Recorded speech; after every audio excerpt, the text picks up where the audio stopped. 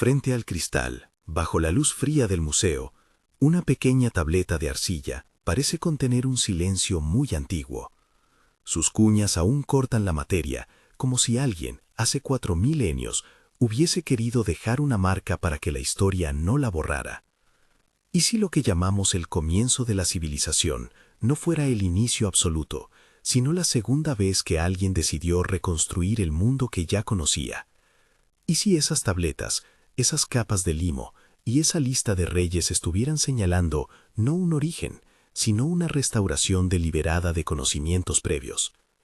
Ese pensamiento es el eje de una tensión que recorre toda la investigación mesopotámica moderna. La carta de bienvenida que nos dejó Sumer, puesta sobre la mesa, no siempre tiene los bordes de una primera página. A la vista de los arqueólogos, en un buen número de yacimientos encontramos un patrón inquietante.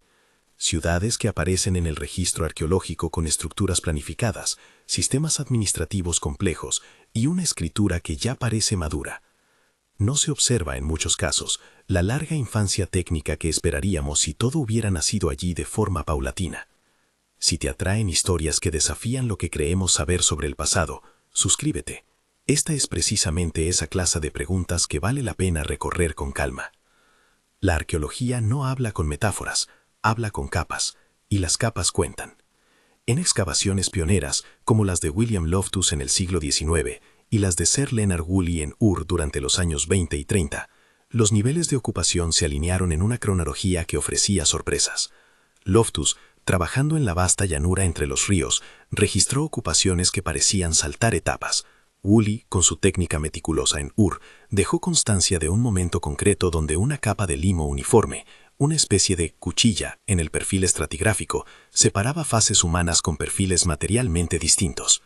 Esa capa de limo, estéril en restos orgánicos, ha sido interpretada por algunos investigadores como huella de un episodio de inundación o de eventos hidrogeológicos intensos que alteraron la continuidad de asentamiento. En algunos lugares, la datación asociada a estas capas apunta a finales del cuarto milenio o comienzos del tercer milenio antes de Cristo, un umbral que coincide con la emergencia plena de ciudades como Uruk, Eridu y Shuruppak en el registro material. Pero aquí hay que detenerse y precisar. La presencia de limo o sedimento no prueba por sí mismo que ocurrió un diluvio universal ni que aniquiló toda comunidad previa. Es evidencia de cambio ambiental y de rupturas en la ocupación, y su significado exacto sigue sujeto a debate entre estratigrafistas, geoarqueólogos y especialistas en paleoclima. Lo que resulta innegable es que cuando la arquitectura monumental se hace visible por primera vez en muchas de estas ciudades, aparece organizada. Templos con planos repetidos, zigurats reconstruidos una y otra vez sobre el mismo eje, sistemas administrativos con sellos y contabilidad, y una escritura cuneiforme que, lejos de ser un experimento rudimentario, muestra rasgos de estandarización.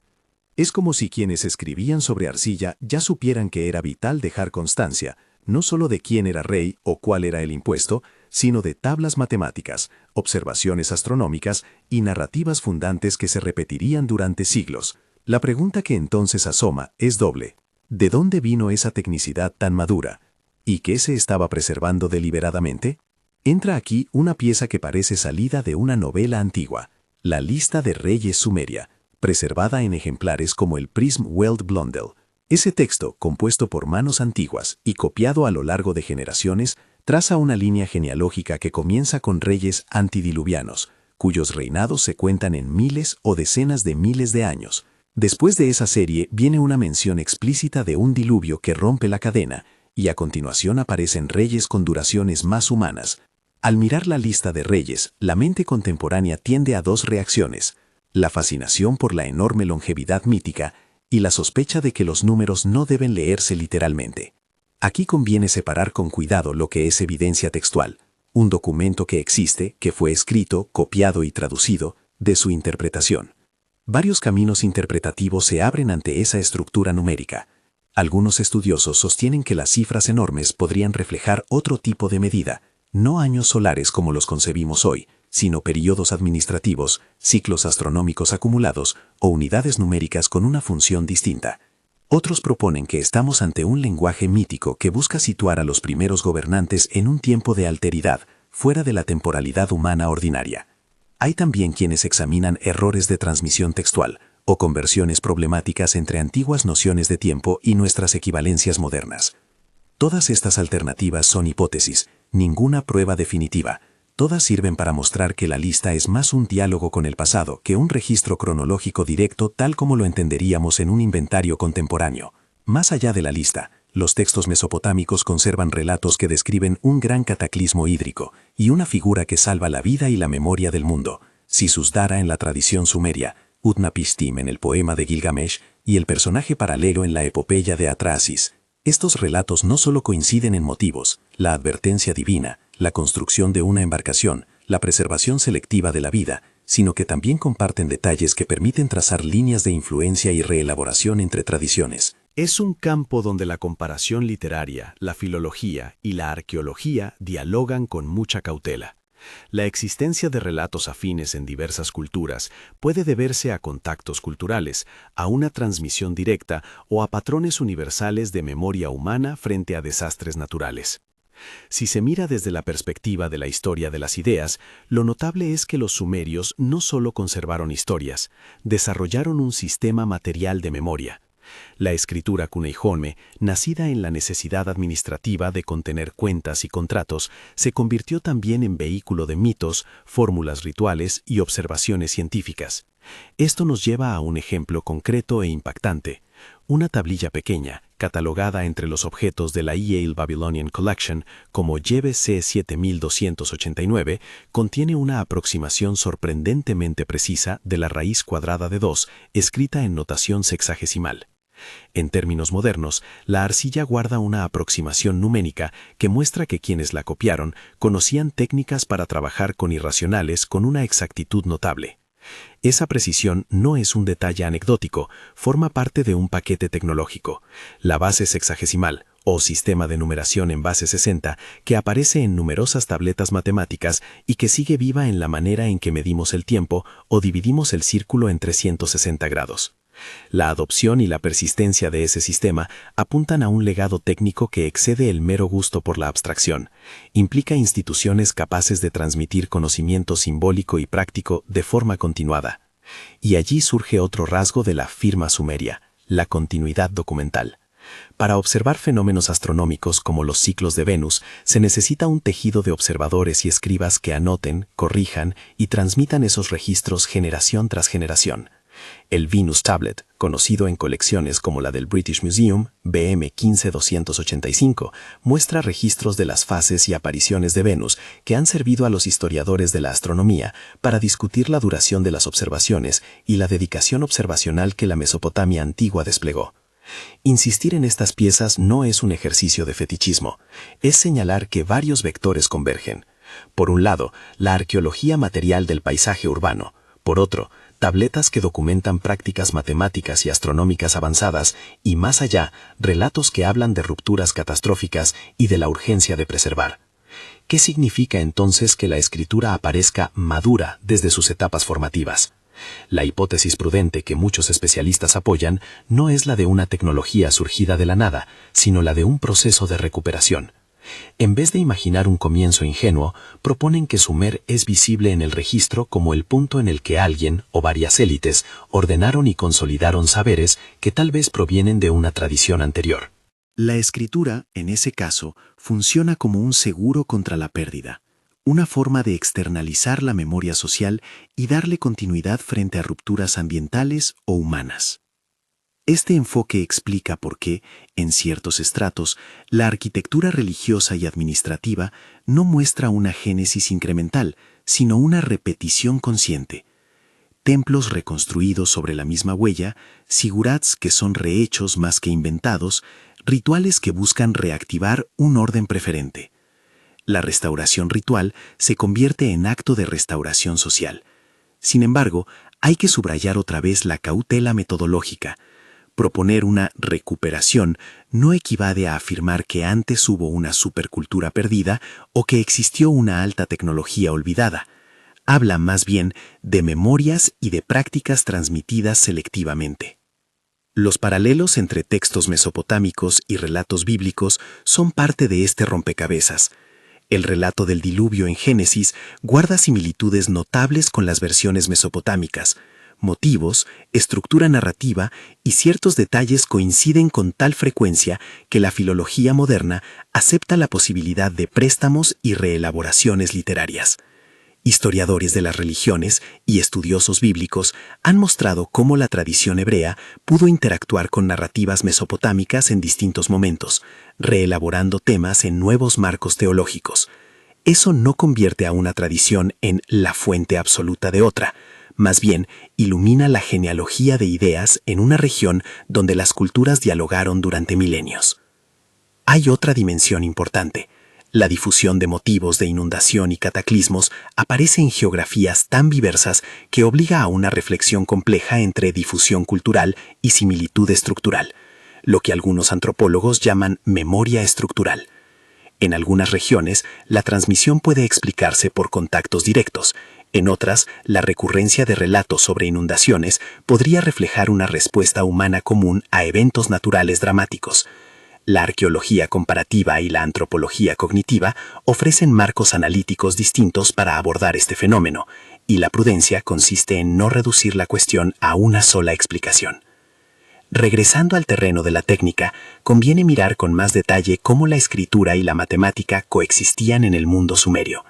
Las tabletas escolares, abundantes en los archivos, muestran ejercicios sistemáticos, listas, tablas, problemas. Las escuelas de escribas, los edupa, no eran simples fábricas de caligrafía, eran instituciones donde se forjaba la continuidad administrativa y científica. En ese entorno, una tablilla podía ser copia de un problema matemático, un compendio astronómico o un contrato.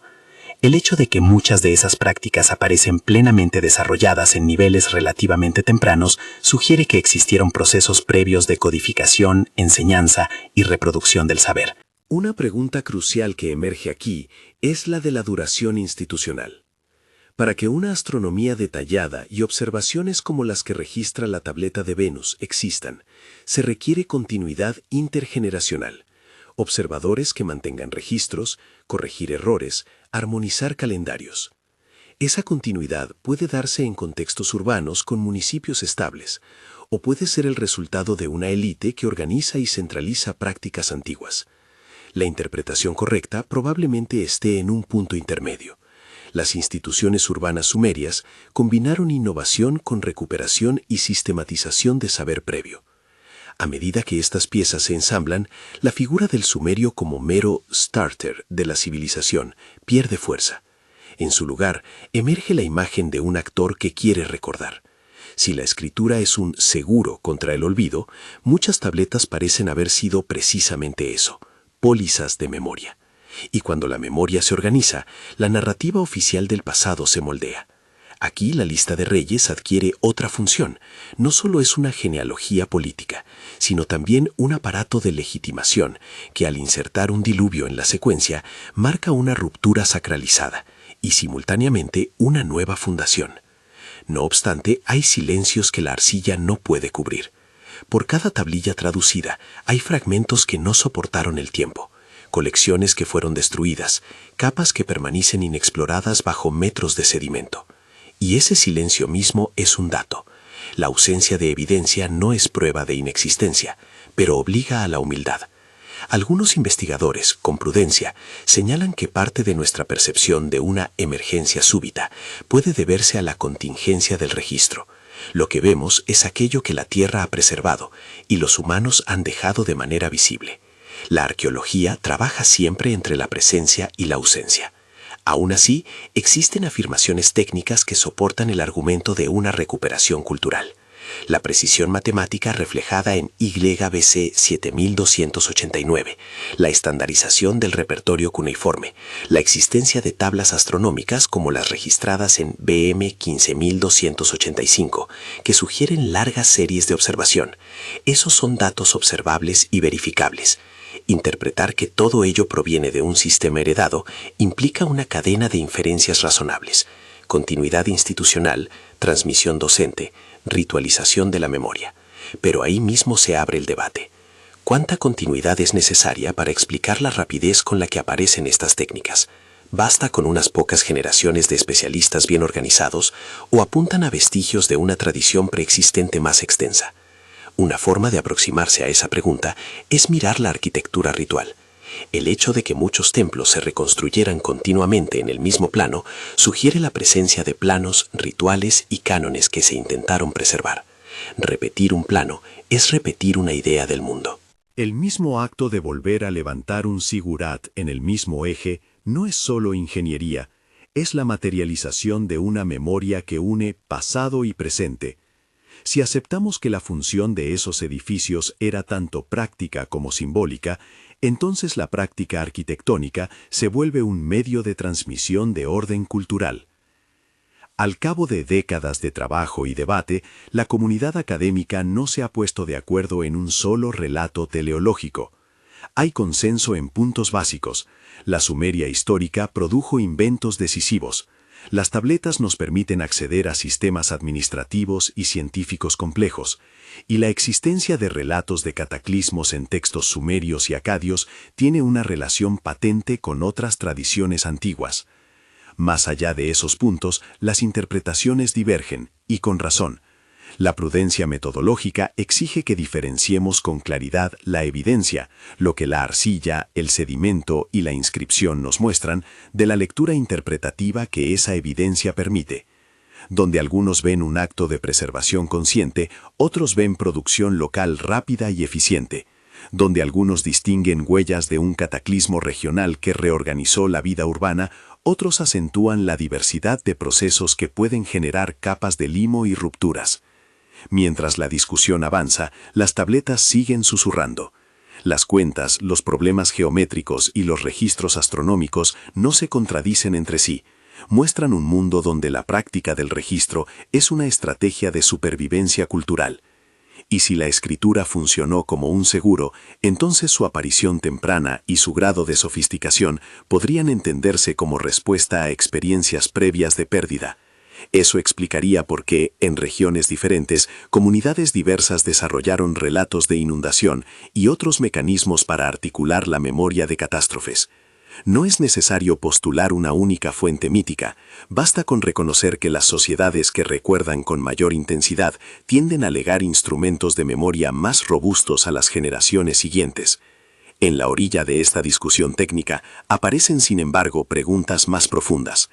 ¿Qué se perdió antes de la primera documentación que conservamos?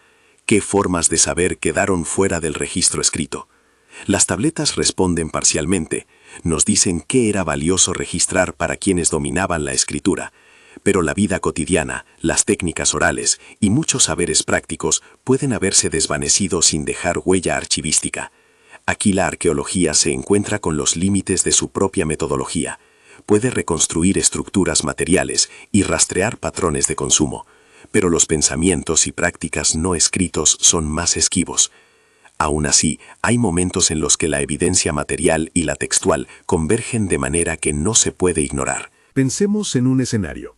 Una ciudad que tras un episodio de abandono o destrucción parcial, documentado por una capa de limo o por un cambio abrupto en el repertorio cerámico, es reocupada por una administración nueva o renovada que impone un orden arquitectónico, codifica prácticas administrativas y escribe sus tradiciones. Esa escena está respaldada por hallazgos repetidos en distintos sitios. Es una reconstrucción plausible y, en términos científicos, respetuosa de las limitaciones de la evidencia, pero plantea otra pregunta que inquieta. Si la reconstrucción incluye también la recuperación de observaciones astronómicas de largo plazo, ¿cómo garantizaron esos registros la perpetuidad de cálculos complejos como los que aparecen en las tabletas matemáticas? La respuesta probable pasa por instituciones de enseñanza y por la existencia de redes de intercambio, las escuelas de escribas, las redes de templos y las élites que controlaban el acceso a la escritura son elementos que pueden explicar la transmisión. Además, las prácticas rituales aseguran una repetición que facilita la memorización colectiva. Volver a levantar un templo,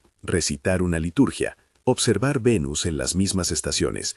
Estos actos repetidos crean la continuidad que el registro material sugiere, y sin embargo, La duda persiste. Esa continuidad institucional resuelve la cuestión de la aparición madura de la escritura, pero no elimina la posibilidad de que parte del saber haya venido de contextos menos visibles. Podría tratarse de tradiciones orales, de diseños tecnológicos locales que no documentaron en arcilla, o de saberes que se transmitieron en materiales perecederos. Esa posibilidad no invalida la evidencia de las tabletas, la complementa. Si Sumer fue un acto de recuperación, entonces lo que recuperó probablemente no se limitó a palabras y números, sino también a gestos, técnicas y mapas de conocimiento que, por su naturaleza, dejaron menos rastro. Al llegar a este punto, el relato exige sumar otra dimensión que conecta lo técnico con lo narrativo, la función de la memoria colectiva en la legitimación del poder. Listas de reyes, genealogías y relatos fundacionales sirven a un propósito político: anclar la autoridad en un pasado que se percibe como originario. La inclusión de un diluvio en la lista de reyes, por ejemplo, cumple con la doble función de explicar una ruptura traumática y de presentar la restauración como un acto fundador que legitima nuevos linajes. Desde la perspectiva de quienes gobernaban, narrar el pasado era una forma de control social, pero desde la perspectiva del investigador moderno, esas narrativas funcionan también como pistas sobre cómo se construye la historia en situaciones de cataclismo y reconstrucción. La arqueología, la filología y la historia de las ideas ofrecen, por tanto, instrumentos complementarios para abordar la pregunta central: ¿podrían los registros sumerios cambiar lo que sabemos sobre la historia humana? La respuesta no puede ser un sí rotundo ni un no categórico. Lo que ofrecen es una invitación a replantear la linealidad que muchas narrativas históricas modernas han asumido, la posibilidad de que lo que percibimos como un origen sea en algunos casos una restauración consciente de un pasado parcialmente perdido. Reconocer esa posibilidad no equivale a declarar que toda la historia anterior fue sofisticada o globalmente similar a lo que vemos en Sumer. Significa, más modestamente, abrir espacio para que la noción de progreso deje de ser una narrativa de comienzo limpio y se convierta en una pregunta sobre acumulación, pérdida y repetición. En este punto del recorrido, la evidencia ya ha planteado un dilema bien definido. Las tabletas muestran organización y técnica. Las capas de limo marcan rupturas en el paisaje humano.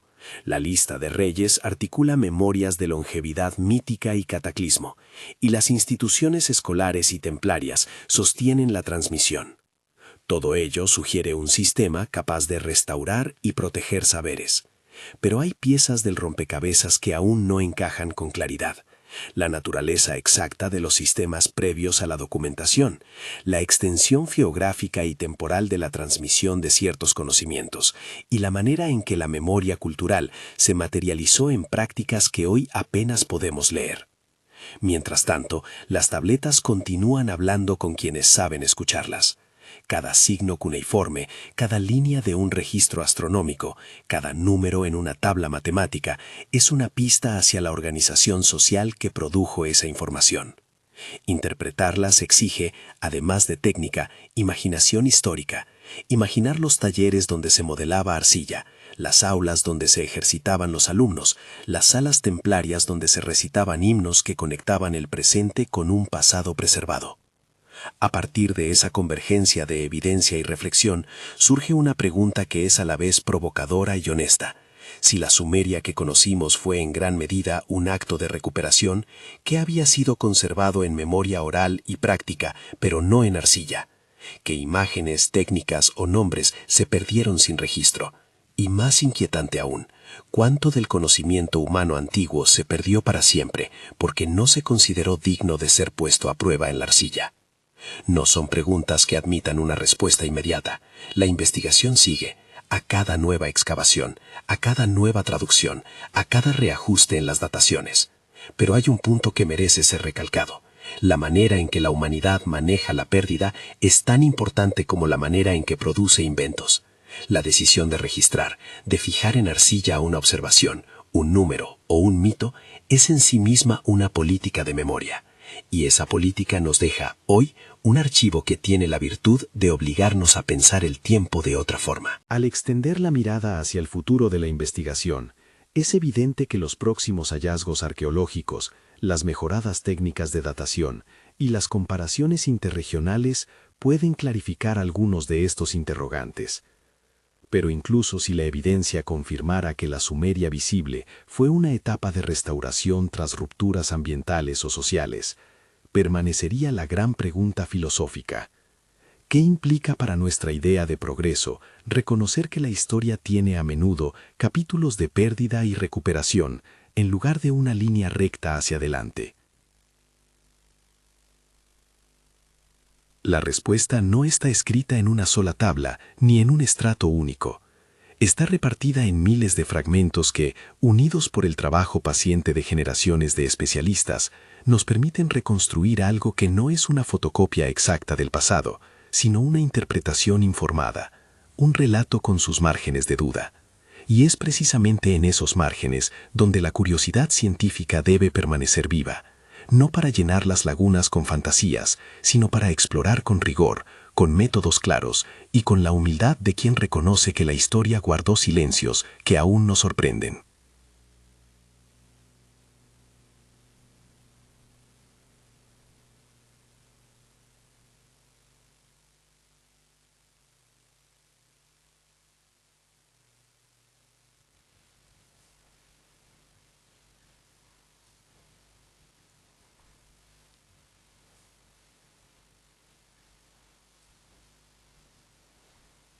En esa pequeña porción de arcilla hay diagramas geométricos y números que, tras ser traducidos a nuestro sistema, reproducen con notable aproximación la raíz cuadrada de 2. Los procedimientos consignados en esa y en otras tabletas matemáticas muestran que los escribas trabajaban con algoritmos y aproximaciones pensadas para aplicaciones prácticas: medición de terrenos, división de propiedades, diseño de estructuras y cálculos rituales donde la proporción importaba. Este detalle técnico enlaza con el sistema sexagesimal, una convención numérica en la que el 60 funciona como base y que multiplica su utilidad cuando se trata de dividir el círculo, medir ángulos o codificar fracciones con gran manejabilidad. La elección de 60 no es arbitraria. Sus divisores, 2, 3, 4, 5, 6, entre otros, facilitan obtenciones exactas donde la base 10 hubiera impuesto fracciones repetidas. La persistencia de esa herencia hasta nuestros días, nuestros 60 minutos, 360 grados, no es una reliquia romántica, sino una señal de continuidad institucional, una forma de contar que se transmite en aulas, en archivos y en rituales. La existencia de listados escolares, ejercicios y colofones en las tabletas confirma que la producción de saber no era esporádica. Las denominadas escuelas de escribas, edutva, funcionaban como fábricas de técnica y memoria. Allí se copiaban textos canónicos, se memorizaban tablas numéricas y se practicaban problemas de geometría y álgebra protohistórica. En ese contexto, una tablilla como YBC 7289 no es un hallazgo accidental, sino el resultado de una práctica pedagógica sistemática. Si se añade a esto la presencia de colecciones de referencia en templos y cortes, la hipótesis de transmisión institucional se hace más plausible. No basta con unos pocos individuos excepcionales, se requiere una red que enseñe, corrija y archive. La astronomía mesopotámica es otro vector donde la continuidad se vuelve casi imperativa. El registro de las apariciones y desapariciones de Venus, preservado en ejemplares como el conocido Venus Tablet, BM 15285 del British Museum, presenta listas de primeras y últimas visibilidades en un ciclo que, repetido y corregido, permite observar patrones. Seguir a Venus exige observadores con memoria institucional. Es necesario anotar fechas, comparar registros de un año con otro, reconciliar calendarios lunisolares y ajustar intercalaciones. El entrelazamiento entre calendario y ritual, entre observación y autoridad, es palpable. La repetición de determinadas prácticas astronómicas legitimaba eventos religiosos y administrativos, y a su vez dependía de la existencia de una práctica de registro. Es cierto que el Venus Tablet y otras inscripciones astronómicas han sido objeto de debate en cuanto a su fiabilidad cronológica. Copias posteriores, variantes regionales y errores de transmisión complican la lectura. En algunos casos, los registros parecen acumular correcciones que indican una preocupación por la precisión generacional. Los estudiosos han utilizado estos textos para intentar anclar cronologías más amplias, con distintos grados de éxito y con discusiones abiertas. La lección metodológica es clara. Un registro astronómico antiguo no es una tabla de referencia neutra, es un palimpsesto de observación y corrección, un cuaderno técnico sobre el que los años dejan su impronta, pero que exige también interpretación crítica. Cuando se considera en conjunto la evidencia matemática y astronómica, surge un patrón: la existencia de saberes operativos que permiten realizar tareas concretas y cuya conservación requiere repetición institucional. No basta con que alguien invente un procedimiento genial. Para que ese procedimiento sobreviva y sea visible en el registro arqueológico, se necesita un circuito de enseñanza, de práctica ritual o administrativa y de archivo. Desde esta perspectiva, la madurez temprana de la escritura y las prácticas técnicas en Sumer no apuntan necesariamente a una invención instantánea, sino a la puesta en marcha de mecanismos que preservan, codifican y reproducen conocimientos. La pregunta que a menudo se formula a partir de aquí es directa y retórica. Si estos saberes fueron recuperados, ¿de dónde procedían? Aquí conviene formular alternativas sin convertir ninguna en dogma. Una posibilidad es que existieran tradiciones locales y regionales previas, comunidades del cuarto milenio o anteriores, que trabajaban con prácticas administrativo-religiosas y tecnológicas menos visibles, y que por razones de preservación o circunstancia solo hayan quedado plasmadas en arcilla las versiones consolidadas por las élites urbanas. Otra alternativa apunta a una transmisión interregional, contactos entre comunidades ribereñas, intercambios de personas y objetos, itinerarios de sacerdotes y comerciantes que llevaron conjuntos técnicos de un lugar a otro. Ambas opciones pueden operar simultáneamente. La arqueología estructural y la geoarqueología aportan datos que permiten evaluar esas hipótesis. La continuidad de ciertos patrones cerámicos, la existencia de caminos comerciales y la presencia de materiales no locales son indicios que alimentan interpretaciones de intercambio. En el terreno de la mitología comparada, la semejanza de relatos de inundación entre Sumeria, la tradición hebrea, la India védica y otras tradiciones geográficas plantea otra vez la pregunta sobre alcance y modo de difusión. Las coincidencias en motivos, el aviso divino, la construcción de una embarcación, la selección de los salvados, no prueban necesariamente una filiación directa en cada caso, pero sí abren la puerta a lecturas que combinan contacto cultural con patrones universales. Un relato sobre inundación puede surgir allí donde las comunidades enfrentaron realidades hidrográficas amenazantes.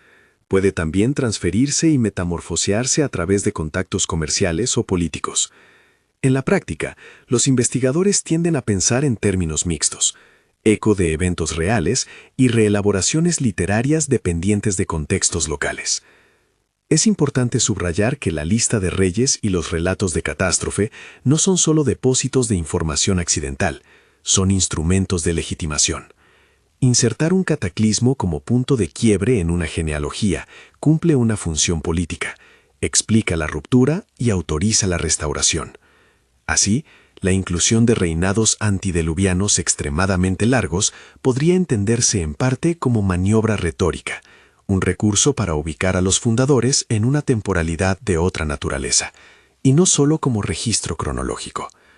Desde la perspectiva de un historiador contemporáneo, analizar esos textos exige separar la intención narrativa del dato posibilitante. La lista de reyes es, en última instancia, una construcción que combina memoria mítica, genealogía política y, en algunos pasajes, esfuerzos por conservar una secuencia histórica que pudiera legarse. Volviendo a la materialidad, la arquitectura ritual repetida, las huellas de reconstrucción sobre planos idénticos y las capas estratigráficas que registran abandonos y reocupaciones son testimonios tangibles de una práctica de restauración que opera a varios niveles. Levantar un templo conforme a un patrón heredado es tanto un acto técnico como simbólico. Repetir la orientación de un santuario o restituir un eje axial es restituir un mapa del mundo. Desde el punto de vista social, esas restauraciones funcionan como ritornelos que anclan la identidad colectiva. Reconstruir es reafirmar que algo esencial se mantiene pese a la ruptura. Pero si el acto de recuperación es la imagen que mejor reconcilia los vectores observados, conviene insistir en límites metodológicos. Los argumentos deben sostenerse en cadenas de inferencias transparentes: dato arqueológico, hipótesis interpretativa, contrastación con otras fuentes. No se trata de transformar hipótesis plausibles en conclusiones inatacables. Por ejemplo, que existan capas de limo y cambios cerámicos no prueba que un cataclismo único aniquiló una cultura. Podría indicar procesos locales variados. De la misma manera que la escritura aparezca sistematizada temprano no implica que no hubiera procesos, tal vez orales, que precedieran a su visibilización. El rigor exige que se mantenga la distinción entre lo visible y lo inferido. Con todo, imaginar la historia humana con capítulos de pérdida y recuperación cambia el prisma con el que leemos el pasado. La noción moderna de progreso tiene un impulso lineal que presupone acumulación continua. Reconocer eventos de quiebre y posteriores restauraciones introduce dos matices. Por un lado, pone en valor la resiliencia institucional y cultural. Por otro, relativiza la idea de invención única. Muchas innovaciones pueden entenderse mejor no como surgimientos puntuales, sino como reensamblajes de saberes preexistentes, codificados de forma distinta por nuevas autoridades. Si se mira con atención la geografía del registro, la pregunta sobre la extensión de esa transmisión se vuelve concreta. ¿Cuánto de lo que hoy etiquetamos como sumerio era local y cuánto resultado de redes amplias? Lo que muestran las excavaciones es una combinación. Ciertos modos arquitectónicos y administrativos proliferan rápidamente por el sur de Mesopotamia, pero aparecen con variantes locales. Las tablas matemáticas y los repertorios astronómicos se reproducen en centros distintos con matices regionales. Esa mezcla sugiere que las élites urbanas, al consolidar su poder, estandarizaron herramientas útiles para la administración y la liturgia. Esa estandarización puede haber contribuido a la comprensión de elementos técnicos que antes circulaban de manera más difusa. Cualquier reconstrucción plausible del pasado debe considerar también las tecnologías de preservación. La escritura sobre arcilla tiene la virtud de perdurar en condiciones secas. Otras formas de conocimiento, textiles, práctica oral, saberes sobre semillas o ingeniería en madera, desaparecen con mucha más facilidad. Esa asimetría preservacional distorsiona la imagen que los arqueólogos obtienen del pasado. Lo que la arcilla conserva no es un inventario equitativo de lo que existió, sino un conjunto codificado que refleja prioridades sociales. Por eso, cuando las tabletas nos hablan de casas, medidas, diosas y cálculos, están diciendo aquello que sus autores consideraron digno de fijar. Lo que no aparece en arcilla puede haber sido igualmente crucial en la vida cotidiana, pero hoy resulta más difícil de rastrear.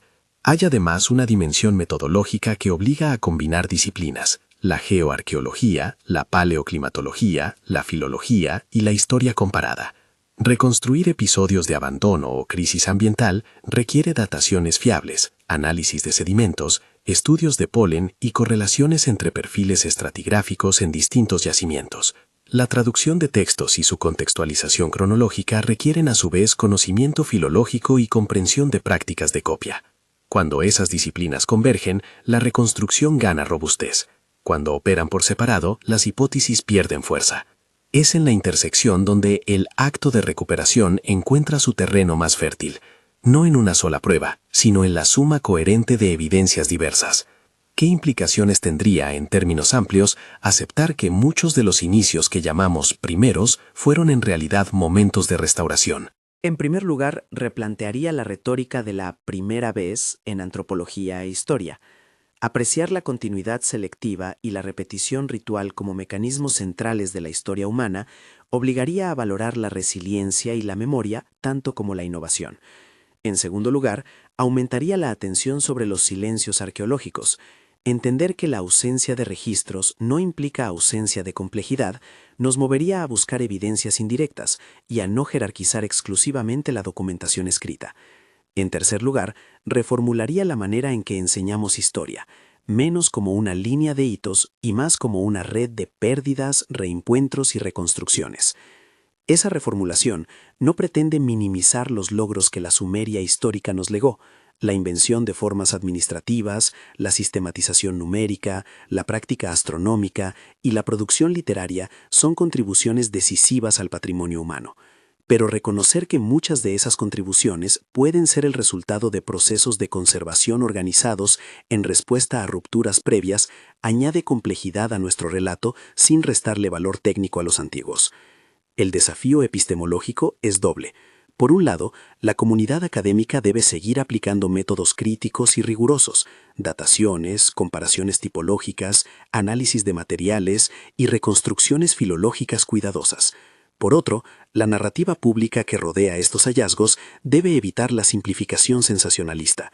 Decir que los registros sumerios podrían cambiar todo lo que sabemos sobre la humanidad es una fórmula útil como gancho, pero su fuerza real reside en la capacidad de estos textos y objetos para revisar ciertas asunciones sobre origen y progreso, no en invalidar todo el conocimiento anterior. La prudencia evita convertir una hipótesis potente en una afirmación absoluta. Hacia el cierre, hay una escena que ayuda a transformar lo analítico en sensible. Imaginar a un escriba en un aulo de Ledubba, mojando su cálamo y trazando cuñas sobre arcilla húmeda, copiando listas y problemas que alguien, generación tras generación, ha considerado indispensables. Ese gesto, repetido miles de veces, es un acto de cuidado monumental. No solo sirve a la administración o al ritual, es la estrategia concreta mediante la cual una comunidad decide que ciertas palabras, números y calendarios merecen persistir. Si aceptamos que buena parte de lo que comenzó en la historia antigua fue un esfuerzo por no perder lo que antes ya existía, entonces la figura del escriba cambia de estatuto, pasa de mero funcionario a guardián de memoria. Y esa transformación debería afectarnos hoy. En un tiempo donde la información es efímera y la memoria digital es sujeta a obsolescencia tecnológica, la historia de la arcilla nos recuerda que conservar implica decisión y trabajo colectivo. La arcilla no miente, guarda lo que se quiso guardar. Y su silueta metodológica, copiar, enseñar, archivar, es una lección sobre el papel que las instituciones desempeñan en la persistencia del saber. Quedarnos con una última pregunta quizás sea la forma más honesta de concluir este trayecto. Si la Sumeria que conocimos fue, en buena medida, un acto de recuperación, ¿qué otras huellas nos aguardan bajo capas de limo y de olvido? ¿Qué sabios anónimos, qué técnicas prácticas, qué repertorios de conocimiento fueron descartados por la contingencia preservacional o por decisiones sociales que prefirieron consagrar otros saberes? La arqueología, la filología y las ciencias de la tierra seguirán cavando, traduciendo y cotejando. Cada nuevo fragmento tiene el potencial de agregar una nota al gran coro de preguntas que hoy tenemos abiertas. Las tabletas seguirán esperando su turno en vitrinas y depósitos, y los especialistas continuarán descifrando sus cuñas. Mientras tanto, cabe a nosotros escuchar la llamada de esos objetos con una mezcla de asombro y cautela. Asombro por la sofisticación que atestiguan, cautela ante la tentación de convertir hipótesis plausibles en afirmaciones definitivas. El pasado conserva silencios y ruidos. La tarea del presente es aprender a distinguirlos sin renunciar a la imaginación crítica. Si este recorrido provocó preguntas en ti, comparte en los comentarios desde dónde nos miras y cuál explicación te parece más verosímil. Una consolidación administrativa rápida, una tradición previa preservada o una combinación compleja de ambas. Suscríbete para seguir explorando estos enigmas arqueológicos y comparte este video con alguien que disfrute preguntarse no ya por el origen, sino por la memoria detrás del origen. La historia, en su mejor versión, es un diálogo. Las tabletas hablan, pero necesitan interlocutores que escuchen con paciencia y rigor. ¿Nos acompañas en la siguiente conversación?